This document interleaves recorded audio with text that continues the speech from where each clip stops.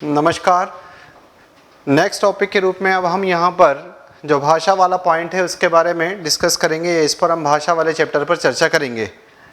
सामान्यतः समय समय पर भाषा वाले पॉइंट से भी हमारे एग्ज़ाम में जो है यहाँ पर प्रश्न आते रहे हैं या दिखाई दिए हैं। तो सबसे पहले जब अगर अपने पास यहाँ पर भाषा शब्द आता है तो एक प्रश्न ये खड़ा होता है कि भाषा शब्द की उत्पत्ति कहाँ से होती है। तो जब भाषा शब्द की उत्पत्ति की बात अगर करते हैं तो ये भाष धातु से होती है। भाष धातु में जब आ नामक प्रत्यय लगाया जाता है तो भाष धातु में आ नामक प्रत्यय लगने से भाषा शब्द की उत्पत्ति होती हुई दिखाई देती है। तो ये अपने पास यहाँ पर एक ऐसा ये पॉइंट जो है वो आ सकता है कि भाषा शब्द की उत्पत्ति कौन शब्द से हुई। तो इसका आंसर जाएगा आपके पास यहाँ पर क्या, तो ये पॉइंट आपके पास है यहाँ पर भाष। फिर जब अगर हम यहाँ से आगे की तरफ बढ़ते हैं तो भाष का अर्थ क्या होता है, तो पॉइंट आया कि भाष का अर्थ होता है बोलना। भाष का अर्थ क्या होता है, तो भाष का अर्थ है अपने पास यहाँ पर बोलना। फिर यहाँ से जब अगर हम आगे की तरफ निकलें तो बात आती है इसकी परिभाषा की। पहले भाषा शब्द की उत्पत्ति को देख लिया, उत्पत्ति के जस्ट बाद में जो है वो अब आपके पास यहाँ पर इसकी परिभाषा आ जाती है। जब अगर परिभाषा की बात की जाती है तो सामान्यतः ऐसा कहा जाता है कि ये हमारे मुख से निकलने वाली ध्वनियाँ हैं, जिसकी सहायता से जब कोई व्यक्ति अपनी मन की बात को बताते हुए दिखाई देता है तो उसे जिस नाम से जानते हैं वो कहलाता है भाषा। तो इसका मतलब आपके पास यहाँ पर आया कि मुख से निकलने वाली वे ध्वनियाँ, वे शब्द, वे वाक्य जिसकी सहायता से कोई व्यक्ति अपने मन की भावनाओं या विचारों को जब बाहर की तरफ निकालता है तो उस पॉइंट को हम यहाँ पर भाषा के नाम से जानते हैं। सामान्यतः मैंने यहाँ पर दो परिभाषाएं ले रखी है दो विद्वानों के अनुसार। क्या हमारे एग्जाम का ऐसा नेचर है कि वहाँ पर हमारे से पूछा जाता है कि रामचंद्र वर्मा के अनुसार क्या या कामता प्रसाद गुरु के अनुसार क्या, तो आंसर है नहीं। पर चूंकि अगर जब इस प्रकार का पॉइंट पूछा हो और वहाँ पर अगर हम ऐसा शब्द अगर लगा दें, किसी राइटर का नाम अगर हाईलाइट कर दें तो वो ज़्यादा अच्छा होता है। तो जैसे पॉइंट आया कि भाषा मुख से उच्चारित होने वाले शब्दों और वाक्यों आदि का वह समूह जिसके द्वारा मन की बात बताई जाती है उसे भाषा कहते हैं। फिर पॉइंट अपने पास यहाँ पर आया कामता प्रसाद गुरु का कि भाषा वह साधन है जिसके द्वारा मनुष्य अपने विचार दूसरों तक भली भांति प्रकट कर सकता है।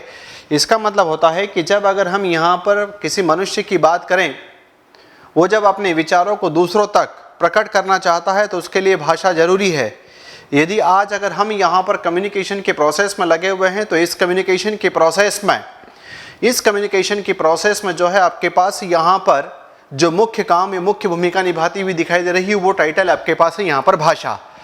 तो इन दो में से एक कोई भी परिभाषा याद रख ले, दोनों परिभाषाओं को हम याद करने न जाएं क्योंकि हमको इसकी सामान्यतः आवश्यकता नहीं है ना। तो दो जो है अपने पास यहाँ पर अगर ये दो में से एक कोई भी अगर याद हो जाएगी तो इससे हमारा काम होता हुआ दिखाई देगा। जब अगर हम यहाँ से इसमें आगे की तरफ अगर बढ़ें तो एक शब्द आता है आपके पास यहाँ पर वाक। एक शब्द जो है वो आपके पास यहाँ पर आता है वाक। और जब अगर वाक की बात करें तो ये क्या होता है, तो एक बार आपके इसमें यहाँ पर वाक शब्द की परिभाषा पूछ ली गई है। यदि आप लिखते हैं तो बड़ा ही ऑथेंटिक और मॉडल आंसर है, इसका उपयोग आपको करना चाहिए। जैसे यहाँ पर पॉइंट आया कि वाक मतलब भाषिक व्यवहार का वाचिक रूप। सामान्यतः हमारे पास दो बातें होती है, या तो हम लिखते हैं या हम बोलते हैं। तो हम जो यहाँ पर बोलते हैं उस बोलने को ही वाक कहा गया है, जो वाचिक वाला पॉइंट होता है उसे ही वाक कहा गया है। तो उन्होंने यहाँ पर यह कहा कि भाषिक व्यवहार का वाचिक रूप ही वाणी या वाक या स्पीच कहलाता है। या तो वाक कह दो या वाणी कह दो या स्पीच कह दो, इसका मतलब वाचिक रूप मतलब लिखित रूप नहीं। तो जब अगर आपके पास यहाँ पर इसकी परिभाषा अगर फिर से अगेन आपके सेट में आ जाए तो आपको इसका नॉलेज यहाँ पर होना चाहिए कि भाषिक व्यवहार का वाचिक रूप ही वाणी या वाक या स्पीच के नाम से जाना जाता है। यह भाषा का प्राथमिक एवं अधिक व्यापक रूप है। जैसे ही हमारा जन्म होता है तो जन्म होने के साथ जो है हम पेन पकड़ना शुरू नहीं करते। जन्म होते ही जो है हम जैसे ही 1.5-2 साल के होते हैं तब भी जो है हम ये पेन चलाना नहीं जानते। हम जो अपनी बात मम्मी पापा नाना नानी इस प्रकार के शब्दों का जो उपयोग करते हैं उसमें आपके पास यहाँ पर वाक का बड़ा ही महत्वपूर्ण योगदान है। तो इसमें यहाँ पर आया कि वाणी या वाक या स्पीच जो है कहलाता है वाक। मतलब वाक है क्या? तो भाषा का मौखिक रूप वाक है। बहुत ज़्यादा कठिन यहाँ पर आइडियोलॉजी वैसे नहीं है। फिर आगे उसने कहा यह अस्थायी होता है, क्योंकि जब अगर आप लिखित भाषा की बात करते हो तो वह स्थायी होता है। जब आप लिखित भाषा की बात करते हो तो वह स्थायी होता है। तो जब अगर आप यहाँ पर इसकी अगर बात करते हो तो ये टाइटल आपके पास यहाँ पर कैसा होता है, जिसको हम अस्थायी के नाम से जानते हैं। फिर बात आती है भाषा की विशेषताएं एवं प्रकृति। सामान्यतः भाषा की विशेषताएं और प्रकृति में बहुत सारे पॉइंट आपके पास यहाँ पर आते हुए दिखाई देते हैं, लेकिन जब अगर आपके पास यहाँ पर बहुत सारे पॉइंट हो तो आपके एग्जाम के नेचर के हिसाब से आपके पास कितनी जानकारी होनी चाहिए उस पॉइंट को हम देख लें। तो जब अगर हम यहाँ पर अगर अभी देखें तो एक पॉइंट आपको ये आना चाहिए इसमें कि ये जो भाषा होती है वो बेसिकली आपके पास अर्जित संपत्ति है, पैतृक संपत्ति नहीं है। इसका मतलब होता है कि जब आपका जन्म होता है तो जन्म होने के साथ में आपको इसका अर्जन करना पड़ता है, उसके लिए आपको प्रयास करना पड़ता है। इसका मतलब ऐसा नहीं कि हमारे पिता के पास जो संपत्ति थी वो संपत्ति जो है हमको ट्रांसफ़र होती हुई दिखाई दे। तो ये पॉइंट आपके पास यहाँ पर आया कि भाषा अर्जित संपत्ति है, पैतृक संपत्ति नहीं। नंबर 2, भाषा का जो अर्जन किया जाता है वो अर्जन किसके माध्यम से करते हैं? तो भाषा का अर्जन हम अनुकरण के माध्यम से करते हैं। भाषा का अर्जन अनुकरण के द्वारा किया जाता है। अनुकरण का मतलब होता है नकल करना। अनुकरण का मतलब क्या होता है? तो वो पॉइंट आपके पास नकल करना होता है। फिर एक पॉइंट ये कहा जाता है कि प्रारंभ में हमारे पास यहाँ पर कोई भी जो भाषा होती है वो यहाँ पर संयोग वाली होती है और फिर धीरे धीरे जो है वो वियोग की तरफ आगे बढ़ती है। इसका मतलब ये होता हुआ दिखाई दिया कि भाषा संयोगात्मक से वियोगात्मक की तरफ, इसका मतलब ये हुआ कि भाषा संयोगात्मक से वियोगात्मक की तरफ जाती हुई दिखाई देती है। फिर एक बात इसमें यहाँ पर ही आता है कि जब भी हम किसी भी भाषा की बात करते हैं तो उसका जो प्रारंभ वाला रूप होता है वो कठिन होता है। किसी भी भाषा का प्रारंभ वाला रूप जो है वो कठिन होता है। जैसे ही हम इसमें यहाँ पर अंदर की तरफ जाने लगते हैं तो धीरे धीरे ये सरल लगती हुई दिखाई देती है। तो मेरे हिसाब से यहाँ पर आपके पास 3 मार्कर में आप ये 3-4 कैरेक्टरिस्टिक्स याद रख सकते हैं। अब अगर हम यहाँ पर देखें तो इसका और जो है वो कौन कौन से पॉइंट अगर आप चाहें, जैसे उसने कहा भाषा पैतृक संपत्ति नहीं है, दोनों सेंटेंस को अलग कर दिया, भाषा अर्जित संपत्ति है। फिर नंबर 2 पॉइंट, भाषा का अर्जन अनुकरण के द्वारा किया जाता है, भाषा का अंतिम स्वरूप नहीं है। इसका मतलब ऐसा नहीं कि भाषा में जो है अब इसके बाद कोई शब्द ही नहीं आएगा और आप जो है इसकी डिक्शनरी आगे नहीं बढ़ेगी। यहाँ तो दिन प्रतिदिन टेक्नोलॉजी या डेवलपमेंट या रिसर्च की वजह से जो है वो नए नए शब्द आते जाते हैं, इसलिए आगे की तरफ भी बढ़ती जाएगी। फिर प्रत्येक भाषा की ऐतिहासिक व भौगोलिक सीमा होती है। निश्चित बात है, आप अगर यहाँ पर जब भी अगर देखोगे तो हर एक भाषा का अपना इतिहास है, हर भाषा का अपना एक भौगोलिक एरिया है, वो जो है कौन कौन से किस किस क्षेत्र में बोली जाती है, समझी जाती है। तो उस प्रकार के पॉइंट आता है। भाषा कठिनता से सरलता की ओर जाती है, भाषा स्थूलता से सूक्ष्मता की ओर।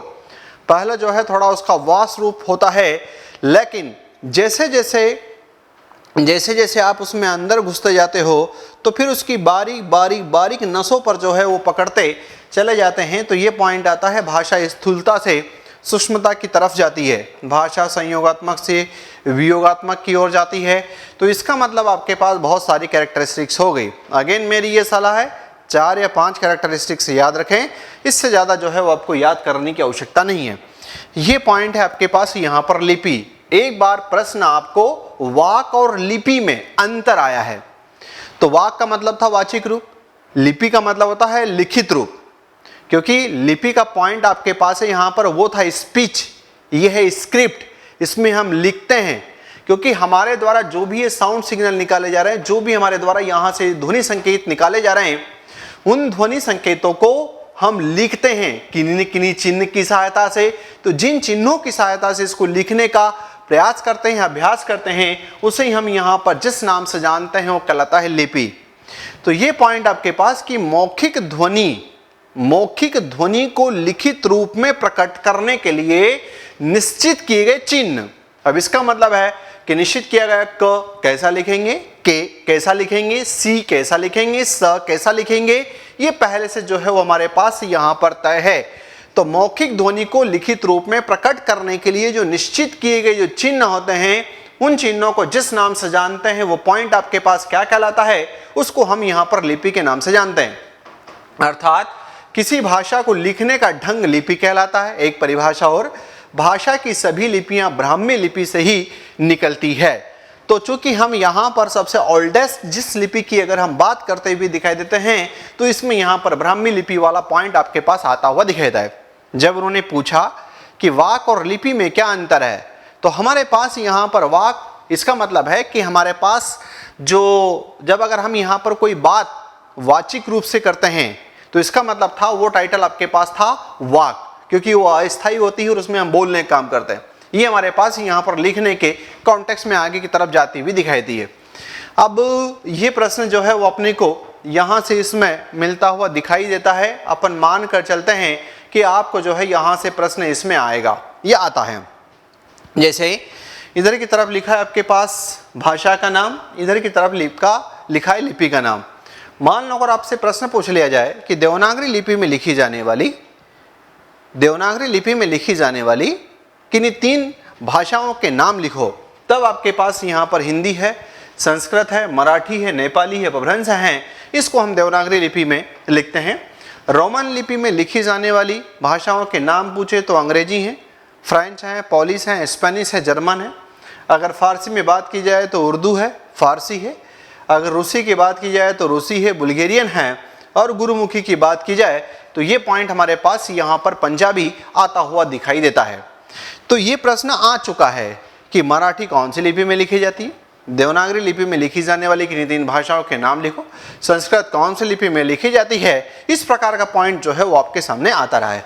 अब आगे इसमें यहाँ पर एक जनरल वाला जो है वो शानदार पॉइंट आपके सामने इसमें डिस्कशन में लिया है कि जो संविधान की 8वीं अनुसूची है, टोटल हमारे भारत के संविधान में जो 12 अनुसूची हैं, उसमें से जो 8 नंबर की अनुसूची है, उस 8 नंबर की अनुसूची में 22 भाषाओं को, 22 प्रादेशिक भाषाओं को वहां पर मान्यता प्रदान की गई है। तो वो जो 22 प्रादेशिक भाषाओं को जिनको मान्यता प्रदान की गई है, उनकी लिपियों को भी एक ऑथेंटिक तरीके से आपके सामने प्रस्तुत करने का प्रयास यहाँ पर कर रहे हैं। बाई चांस अगर इस प्रकार कोई प्रश्न आ जाए, और अभी अगर मैं आपसे पूछ लूँ कि भारत के संविधान में मणिपुरी एक भाषा है, मणिपुरी को जो है वो 22 भाषाओं में स्थान मिला हुआ है। यदि मैंने ये पूछ लिया कि मणिपुरी की लिपि का नाम लिख दो, तो शायद आपके हाथ रुक जाएंगे, और यार ये तो पता ही नहीं। तो आज के बाद अगर हम यहाँ पर ये पॉइंट देख लें तो शायद हो सकता है कि इसके बाद जो है आप इसमें उत्तर लिख पाओगे। जैसे यहाँ पर नाम आया हिंदी, हिंदी को हम क्योंकि मैं अब यहाँ पर भारत के संविधान में वर्तमान में आज की डेट तक जिन 22 भाषाओं को मान्यता प्रदान की गई है, उन 22 भाषाओं की जब अगर बात करूं तो उन सारी 22 भाषाओं की लिपियों को बताने का प्रयास कर रहा हूं, जिसमें पहला पॉइंट आपके पास यहां पर आया हिंदी। तो हिंदी की लिपि का नाम देवनागरी, संस्कृत की लिपि का नाम देवनागरी, कोंकणी की लिपि का नाम देवनागरी। अच्छा प्रश्न है, आ सकता है कि कोंकणी भारत के संविधान में 22 मान्यता प्राप्त भाषाओं में कोंकणी भी है। कोंकणी की लिपि का नाम क्या है, तब आपको ये कहना पड़ेगा देवनागरी। डोंगरी की लिपि भी देवनागरी है, नेपाली की भी देवनागरी है, बोडो की भी देवनागरी है, मराठी की भी देवनागरी है। इसका मतलब है कि आपके पास यहाँ पर ऐसे कई सारे ऑप्शन अभी आ रहे हैं।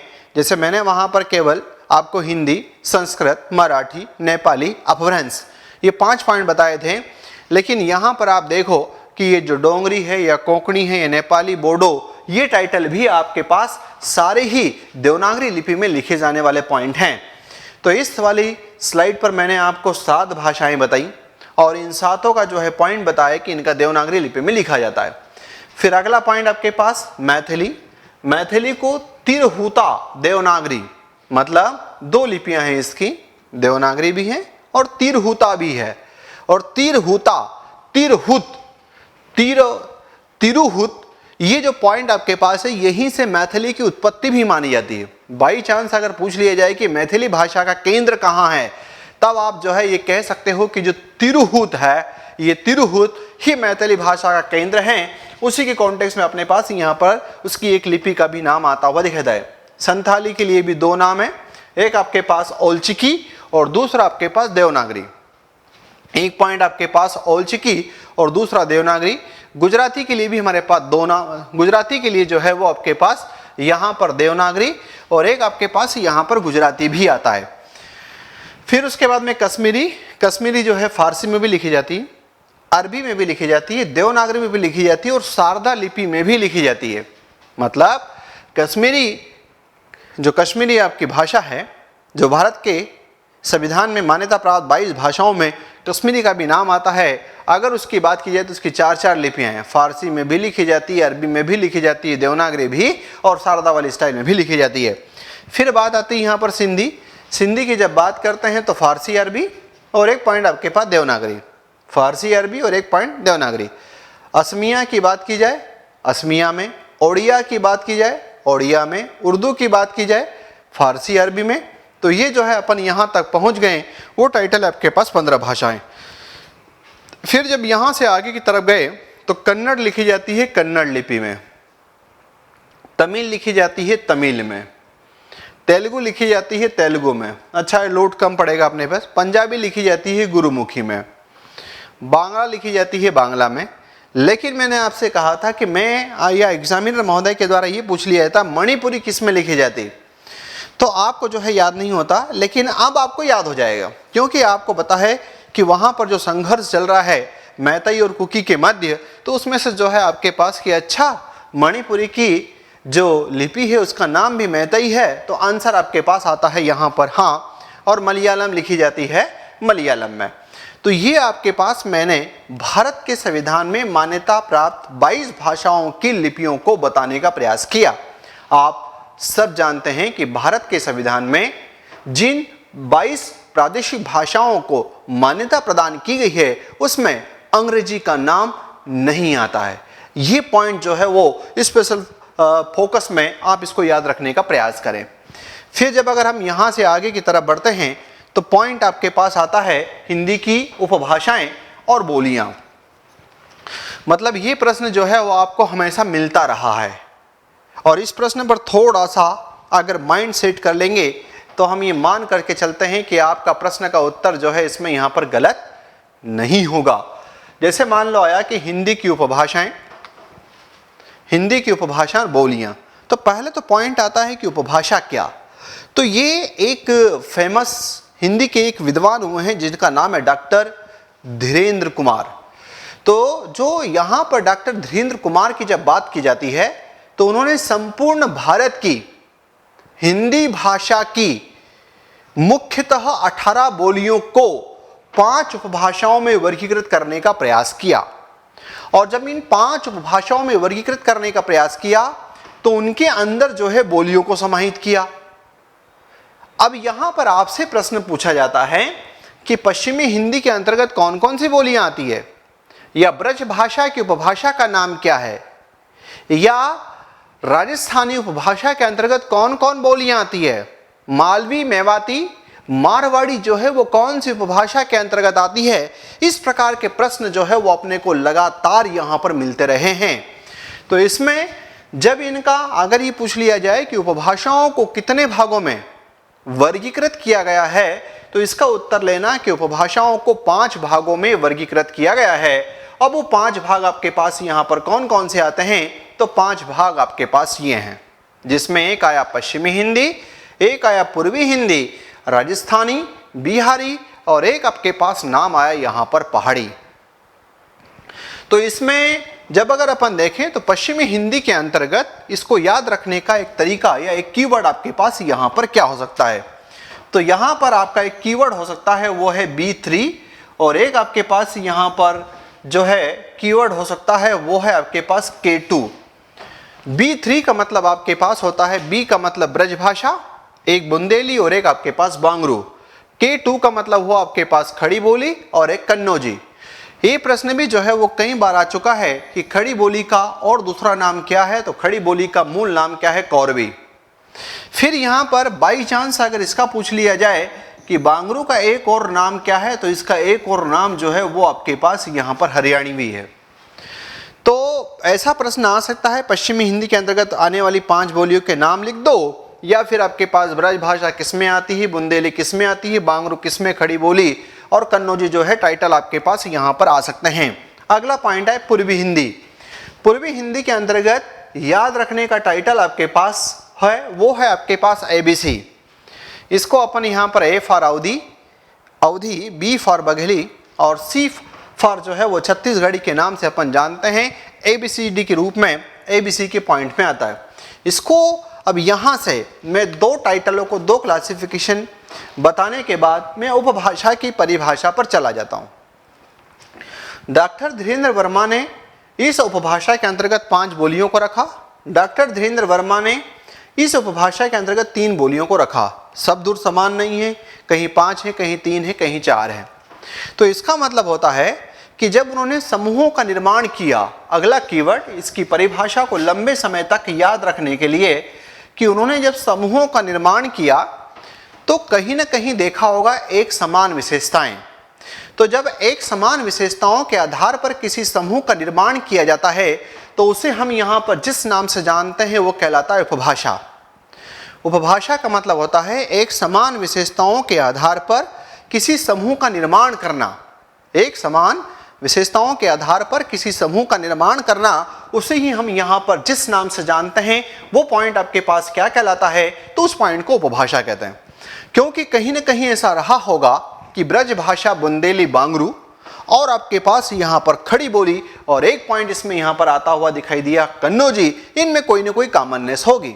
अवधी, बघेली और छत्तीसगढ़ में कोई ना कोई समानता होगी, और इस एक समान विशेषताओं के आधार पर जब किसी समूह का निर्माण कर दिया गया तो उसे हम यहाँ पर जिस नाम से जानते हैं वो पॉइंट आपके पास क्या कहलाता है, तो उस पॉइंट को हम उपभाषा के नाम से जानते हैं। फिर जब अगला क्लासिफिकेशन आया तो नाम आया इसमें राजस्थानी। राजस्थानी के अंदर आपके पास मालवी, मेवाती, मारवाड़ी और जयपुरी। मालवी, मेवाती, मारवाड़ी और जयपुरी, ये 4 नाम जो है इसके अंतर्गत आते हुए दिखाई दिए। अब एक बार आपके पास यहाँ पर कि मेवात क्षेत्र में बोली जाने वाली बोली कौन सी, तो मेवात क्षेत्र में बोली जाने वाली मेवाती। अब इनको यहाँ पर अलग अलग नाम भी दिए गए, जैसे मेवाती को उत्तरी राजस्थानी के नाम से भी जाना जाता है। मेवाती को उत्तरी राजस्थानी के नाम से जाना जाता है। मारवाड़ी को पश्चिमी राजस्थानी के नाम से जाना जाता है। मालवी को दक्षिणी राजस्थानी के नाम से जाना जाता है, और जयपुरी को पूर्वी राजस्थानी के नाम से जाना जाता है। मेवाती उत्तरी, मारवाड़ी पश्चिमी, मालवी दक्षिणी और जयपुरी को पूर्वी राजस्थानी के नाम से भी हम जानते हैं। और कुछ लोग जयपुरी का जो नाम है वो आपके पास यहाँ पर इसको ढूंढानी भी कहते हैं, या कहीं कहीं पर इसे हड़ौती भी कहा जाता है। तो ये प्रश्न आ सकता है। एक हमारा ड्रीम का प्रश्न ये चल रहा था इसमें कि मालवी की उपभाषा का नाम क्या है, तो हमको ये लगा कि जब भी ये प्रश्न पूछेगा तो बच्चा अधिकतर समय इसको पश्चिमी हिंदी मारता है। यहाँ से अपने को बचना है, क्योंकि मालवी, मेवाती, मारवाड़ी और जयपुरी का हिस्सा जिसके अंदर गया वो टाइटल है आपके पास राजस्थानी। तो इस राजस्थानी के अंतर्गत ये पॉइंट आपके पास आते हुए दिखाई दें। फिर पॉइंट आए आपके पास यहाँ पर बिहारी। जब बिहारी की बात करें तो इसमें 3 नाम है। एक है आपके पास भोजपुरी, एक टाइटल है मैथिली, और एक पॉइंट आपके पास है मगही। एक पॉइंट आपके पास है बिहारी के अंतर्गत भोजपुरी, एक टाइटल आपके पास मैथिली, और एक पॉइंट आपके पास आया यहाँ पर मगही। फिर उसके बाद में पहाड़ी हिंदी। पहाड़ी हिंदी के अंतर्गत जब बात आती है तो इसमें है आपके पास पश्चिमी पहाड़ी, मध्य पहाड़ी। मध्य पहाड़ी में 2 टाइटल और ले लिए, अंदर, बाहर नहीं है, अंदर। अंदर में गढ़वाली, एक जो है आपके पास यहाँ पर गढ़वाली, और दूसरी का नाम आपके पास यहाँ पर कुमाऊनी। और पूर्वी पहाड़ी के अंतर्गत नेपाली को ले लिया। तो पहले एक प्रश्न का उत्तर थोड़ा सा ध्यान रख करके सिस्टेमेटिक ढंग से देने का प्रयास करें। अगर प्रश्न यह आ जाता है कि 5 उपभाषाओं के अंतर्गत कितनी बोलियों को वर्गीकृत किया गया है, तो इसका उत्तर 2 तरीके से डिप्लोमेटिक फॉर्म में आगे की तरफ रवाना कर देना। आप ये लिखना कि डॉक्टर धीरेन्द्र वर्मा ने इन 5 उपभाषाओं के अंतर्गत 18 बोलियों को रखा है, लेकिन आधुनिक रूप में कुछ विद्वान इसमें 17 बोलियां ही मानते हैं, क्योंकि पहाड़ी हिंदी के अंतर्गत से ये 2 नाम केवल ले लेते हैं, गढ़वाली और कुमाऊनी। मतलब पश्चिमी पहाड़ी, ये आपके पास मध्य पहाड़ी और पूर्वी पहाड़ी, इन 3 के स्थान पर केवल 2 नाम ले लेते हैं, और वो है आपके पास यहाँ पर गढ़वाली और एक पॉइंट आपके पास है कुमाऊनी।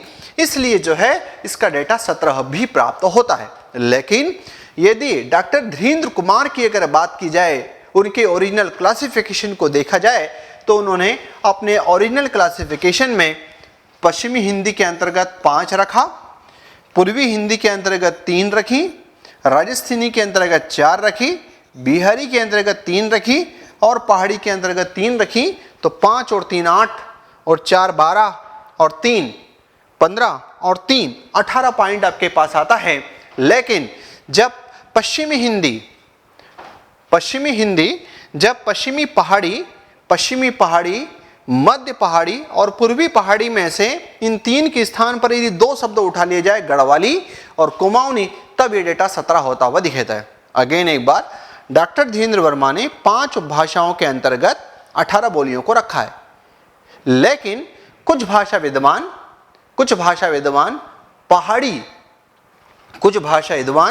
पहाड़ी हिंदी के अंतर्गत पश्चिमी पहाड़ी, मध्य पहाड़ी, पूर्वी पहाड़ी के स्थान पर गढ़वाली और कुमाऊनी मानते हैं। इसलिए जो है इसका उत्तर 17 भी कहीं कहीं प्राप्त होता है। अपने को अपनी बात दोनों तरीके से लिख करके रवाना कर देनी चाहिए, है ना। तो ये पॉइंट जो है वो आपके पास यहाँ पर थोड़ा सा इंपॉर्टेंट हो जाता है। बस अब इस प्रश्न का नेचर कठिन तब बनता है जब उसने पूछ लेना कि खड़ी बोली कहाँ।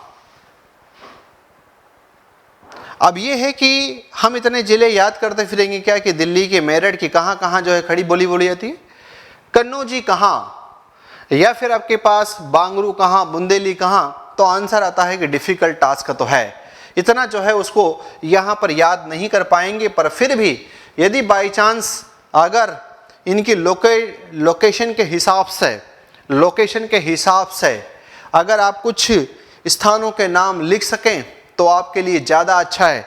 जैसे जयपुर ही आया तो हो सका कि जयपुर और जयपुर के आसपास वाला एरिया, अगर मालवा आया तो मालवा में तो आप मध्य प्रदेश से ही बहुत सारे नाम आप लिख सकते हो। मारवाड़ मतलब पश्चिम वाला राजस्थान का एरिया, अब वहाँ के अगर किसी जिलों के नाम याद आ जाते हैं तो हो सकता है कि थोड़ा सा आप जस्टिफाई करके उसको लिखने का प्रयास इसमें यहाँ पर कर सकते हैं। तो मेरा ऐसा लॉजिक है कि यहाँ पर आपको इस रूप में अगर चलते हैं तो प्रश्न आपका यहाँ से 100% सही होने की प्रोबेबिलिटी है, और एक आध क्वेश्चन मिलने के भी जो है पूरी प्रोबेबिलिटी होती है यहाँ। अब यहाँ से जब अगर अपन इसमें आगे की तरफ अगर बढ़ें तो एक आध बार प्रश्न जो है अपने को आया है, जनपदीय भाषाएं क्या। तो आम तौर पर इसकी परिभाषा पूछी थी उन्होंने, तो हिंदी क्षेत्र या हिंदी संघ की भाषाएं जनपदीय भाषाएं कहलाती है। और एनसीईआरटी जैसे कुछ ग्रंथ जो है जनपदीय भाषाओं के अंतर्गत ये नाम लिख देते हैं आपके पास, पश्चिमी हिंदी, पूर्वी हिंदी, राजस्थानी, बिहारी और पहाड़ी का नाम लिखते हुए दिखाई देते हैं। तो इसलिए एक परिभाषा उपभाषा किसे कहते हैं मैंने आपको बता दिया कि एक समान विशेषताओं के आधार पर जब बोलियां किसी समूह का निर्माण करती है तो उसे उपभाषा कहते हैं। पर यदि ये ऐसा प्रश्न फिर से रिपीट हो जाए कि जनपदीय भाषाएं किसे कहते हैं, तो आप ये कहोगे कि हिंदी क्षेत्र और हिंदी संघ की जो भाषाएं होती हैं उनको जनपदीय भाषाएं कहते हैं। जैसे करके ये जो है आपके पास यहाँ पर पांचों के इनके नाम वापस जो है इसमें आप लिख सकते हैं, है ना। तो इस बिहाफ पर आपका ये वाला जो पॉइंट है उपभाषा वाला, ये इसमें यहाँ पर सही हो जाएगा और इसमें अपना काम होता हुआ दिखाई देगा। अब आगे बढ़ते हैं। एक प्रश्न यहाँ से भी कई बार चर्चा का विषय बड़ा अच्छा बनता है और जिसका नाम है वो है आपके पास यहाँ पर बोली किसे कहते हैं। तो इसमें मेरा ऐसा मानना है कि यहाँ पर आपको एक पॉइंट याद रखना चाहिए। ये 2 पॉइंट अगर अंग्रेजी के आप याद रख लें ये 2 पॉइंट अगर आप याद रख ले अंग्रेजी के, जिसमें एल और एल मतलब लोकल, एक एल का मतलब लोकल और एक एल का मतलब लिमिट। तो लोकल और लिमिट का मतलब क्या? तो लोकल का मतलब होता है स्थानीय, लिमिट का मतलब क्या होता है? इसका मतलब होता है सीमित। इसका मतलब होता है कि जो सीमित क्षेत्र में स्थानीय लोगों के द्वारा बोली और समझी जाती हो तथा जिसका अपना कोई व्याकरण न हो, तथा जिसका अपना कोई व्याकरण न हो, तथा जिसका साहित्य भंडार भी अपना पूरा विस्तृत रूप में न हो, उस पॉइंट को हम यहां पर जिस नाम से जानते हैं वो कहलाता है आपके पास बोली। तो एक प्रश्न आपको 3 मार्कर यहां पर मिल सकता है, और वो प्रश्न क्या होगा? यहां बोली किसे कहते हैं?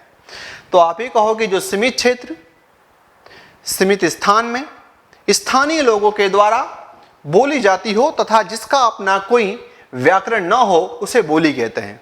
जो सीमित क्षेत्र, सीमित स्थान में स्थानीय लोगों के द्वारा बोली जाती हो तथा जिसका अपना कोई व्याकरण न हो उसे बोली कहते हैं।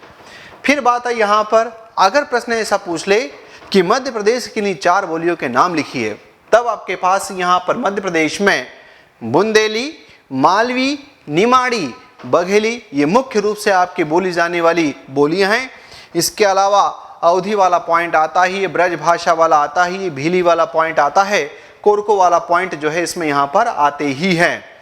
फिर ये मध्य प्रदेश की जनपद भाषाएं हैं, लोक भाषाएं। जनपद इट मीन्स बोलियों को जो है वो लोक भाषाओं के नाम से भी हम जानते हैं। लोक भाषा का मतलब आपके पास होता है जिसमें यहाँ पर गाँवों की संस्कृति बसी हो, जिसमें गाँवों की संस्कृति का बढ़िया तरीके से वर्णन और विवेचन किया गया हो। इसके अतिरिक्त अवधी, ब्रज, भीली, इसके अंदर भीली के अंदर बारेली, पटेरिया, कोरकू आदि भी बोली जाती है। लेकिन चूंकि अभी हमें यहाँ पर क्या याद रखना है? बोली की परिभाषा। कैसे याद रखना है? 2 एल से। क्या है 2 एल? जो सीमित क्षेत्र में स्थानीय लोगों के द्वारा बोली और समझी जाती हो तथा जिसका अपना कोई व्याकरण न हो उसे हम यहाँ पर बोली के नाम से जानते हैं। मध्य प्रदेश की 3-4 बोलियों के नाम लिखो तो आपके पास जो है आपको इसमें यहाँ पर उत्तर आ जाना चाहिए। और जब अगर आप इस पॉइंट को बड़े तरीके से एक्सप्लेन कर देंगे तब आपका काम इसमें यहाँ पर हो जाएगा। फिर एक पॉइंट कभी कभी ये भी लेकर के चलते हैं कि भाषा और बोली में अंतर क्या है। एक पॉइंट आपके पास ही आता है कि मान लो भाषा और बोली में अंतर क्या है। तो जब अगर भाषा और बोली में अगर अंतर की बात आती है तो इसमें यहाँ पर पॉइंट ही आता है कि भाषा औपचारिक होती है, बोली अनौपचारिक होती है। औपचारिक का मतलब जहां रूल्स, रेगुलेशन, कानून कायदे फिक्स होते हैं वहां पर हम भाषा का प्रयोग करते हैं। तो पहला पॉइंट आपके पास यहां पर अंतर करने का तरीका इसमें हुआ कि इसमें आप ये शब्द लिख सकते हो, और वो पॉइंट आपके पास यहां पर कौन सा है? औपचारिक। और इधर की तरफ आप शब्द यहां पर लिख सकते हो, वो टाइटल है आपके पास यहां पर अनौपचारिक के रूप में हम इसको डिसाइड करते हैं। फिर पॉइंट आता है कि भाषा का जो क्षेत्र होता है, भाषा का जो क्षेत्र होता है वो आपके पास विस्तृत होता है, और इसका जो क्षेत्र होता है वो पॉइंट आपके पास यहाँ पर सीमित है।